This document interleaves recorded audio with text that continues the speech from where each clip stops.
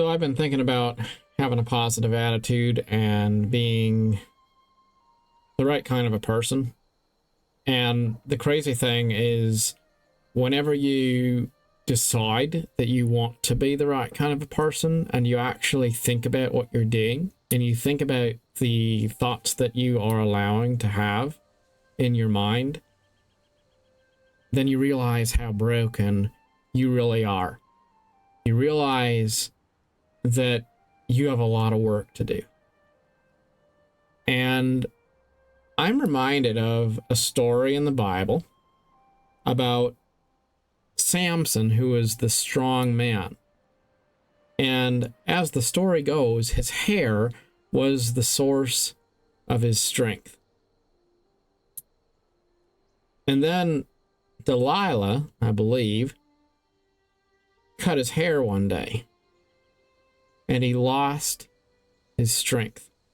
And that's kind of a funny story, a strange story. And you might think, well, why would he have strength as a result of having his hair long? And maybe that's just a random story of magic in action. But it certainly represents a very real principle when it comes to taking a stand on moral issues. And when I say moral issues, I'm not talking about agreeing with everyone else on what's right, because we all have our own idea of what we ought to be and what we ought to do and what's appropriate to say and things like that. We might agree on some of the big rocks, and then there's a lot of little things we don't see eye to eye on. We all draw that line in a different place. But we all have a sense of what's right and wrong for us. And then we go out and we betray that principle by doing things, saying things that in a sense aren't really who we want to be. Maybe it's who we are because that's what we're personifying in the moment, but that's not what we want to be. That's not how we want to identify. If we could just be honest about what we think is best. So there's what we say we want to be, like kind and loving and graceful and patient and understanding and all those sorts of things. And then there's what we actually do. And the funny thing is, it is like Samson's hair. You're strong until that moment when you compromise your principles. And as soon as you do that, then all the strength you had is gone. It's gone away. And you can't really get it back. Maybe you can get it back, sort of like growing that hair long again if you were Samson. I don't know. But what's sure is that you can't get it back immediately. It's gone. What was is lost as soon as you make that first compromise of principle. So what am I talking about when I say compromise of principle? Just to be clear, it could be something very large that we're talking about here. It could be something of vast moral consequence. It could be, it could be something really big.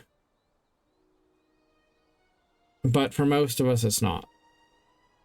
For most of us, moral compromise is little things like when you go to work and you fall into the trap of water cooler gossip about somebody behind somebody's back at the expense of someone. It's that first moment in the day when, after you got up and you said, I'm going to be positive today, somebody looks at you funny and you now feel like sticking it to them. And then you say something snarky. It's that first moment when somebody says, oh, hey, did you hear what so-and-so did? And then instead of just being quiet, you jump into the conversation and you put your 2 cents out there about how ridiculous they are or what's wrong with them. It's that moment when something doesn't quite go your way and you have the opportunity to take a stand for something or to accept your circumstances and just make the best of it. You know, you have all these options of what you could do, but instead of doing anything to take a stand or to back off, you just go along with whatever is happening, only you do it with a negative spirit in your heart. Instead of finding joy and purpose and gladness in what you're doing, you're now doing it half-heartedly and with anger and resentment guiding you. It's all those little attitude things, and they add up. And it's so important for us to stop it and just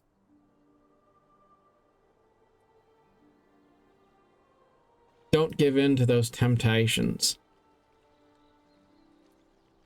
to say things that don't uplift people, to do things that are unkind,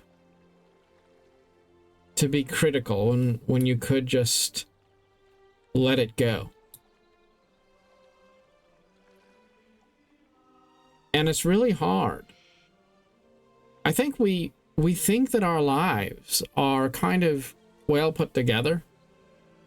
We think that we pretty much have got the right principles, and that for the greater part, we're kind of good and other people are kind of off the rails. But the truth is,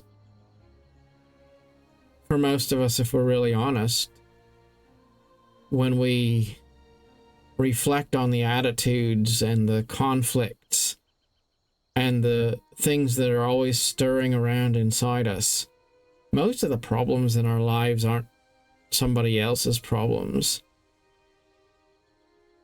They're problems that are purely our own. And it's just easier to project those problems onto other people than it is to face the things that we ought to be working on. So what do you do? I mean, we've all been there.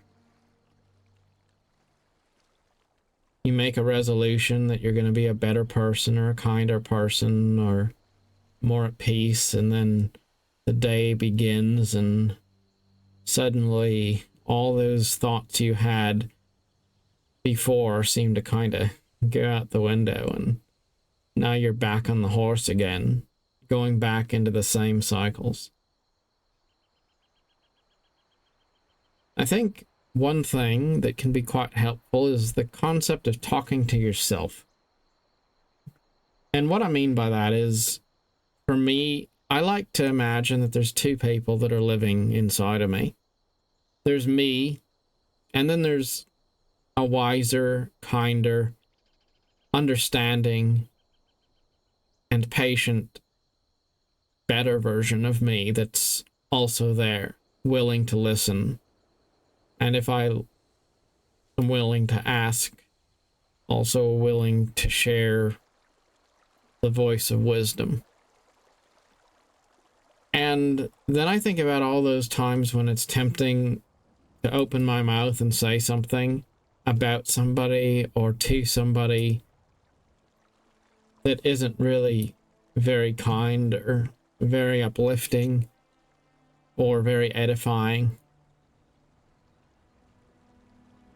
And I think about that overwhelming desire to share and to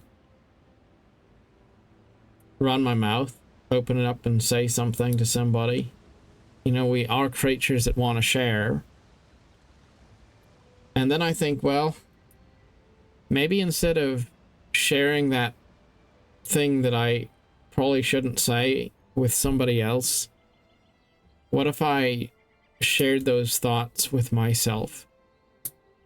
And then I listened and I thought about those thoughts and I acknowledged them. And I kind of have that back and forth conversation inside myself, instead of having it outside in a place where it can harm people or harm me. And then go from there and realize that some of those things that I've thought through, I don't need to voice out to other people in the room. I can just keep them to myself, and I can let my own thoughts be my company. That's kind of comforting, because it means you don't have to just keep it all bottled up inside. You don't have to never be frustrated by anybody or never have any negative thoughts or anything like that. It's just you can be conscious of them and aware of them internally without needing to make manifest every single feeling you have publicly. And I think we're really, really good at being extremely dishonest with ourselves. We just don't have the self-awareness often to understand how much it's possible for us to deceive ourselves. Because we spend more time thinking about how we want to judge others than we spend actually being aware of our own thoughts and our own minds. And so, because we never look, we think that we know ourselves. It's kind of like if you never looked in the mirror and you never saw yourself before. You, being you, would think that you have a sense of understanding of who you are. And yet, if you never looked in a mirror, you might be surprised at what you actually look like.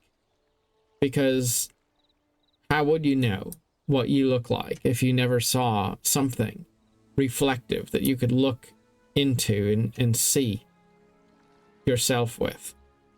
And that's how we are in our lives, with our minds and with our spirits. We think we know who we are, but in reality, we are so close to ourselves.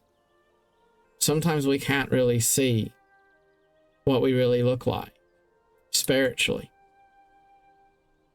And so that's where that ability to reflect internally and have a bit of a mirror you hold yourself up to is important.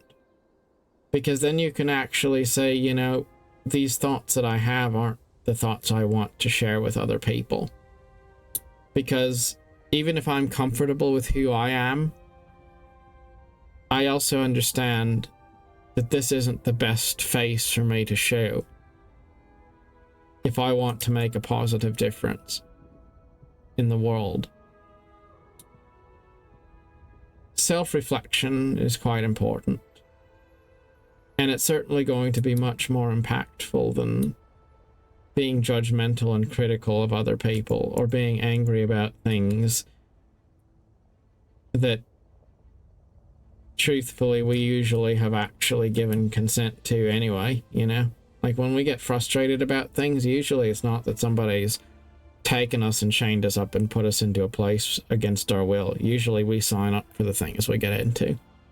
And then we act like it's somebody else's fault and we're victims when we get what we actually signed up for. That's kind of ridiculous. But if you want to be a person who makes a difference, you really have to stop being a person that is repulsive to you. Like, you've got to actually see good in yourself if you want to see good in others and do good for others. And you can't do any of that without first, if you will, having a conference hour with yourself where you don't have sure answers and you don't have excuses. And then you take it from there. And you proceed onward as a broken person, as a person that's not perfect, but also as a person who's capable of being in command of their faculties to make willful decisions about what you're going to allow into your life and what you're going to allow yourself to say and do as you interact with the lives of others. So as you continue your adventure in life, my challenge to you is things which are noble and honest and lovely and worthy of praise. Think on those things. And all the things that don't align with that, remember, if you don't have something good to say, don't say anything at all.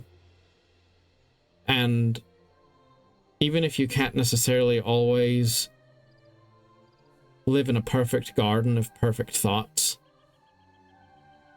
make a point to be a more firm master of that which you allow to pass out of your mouth and into the ears of other people. Till next time, thank you for watching.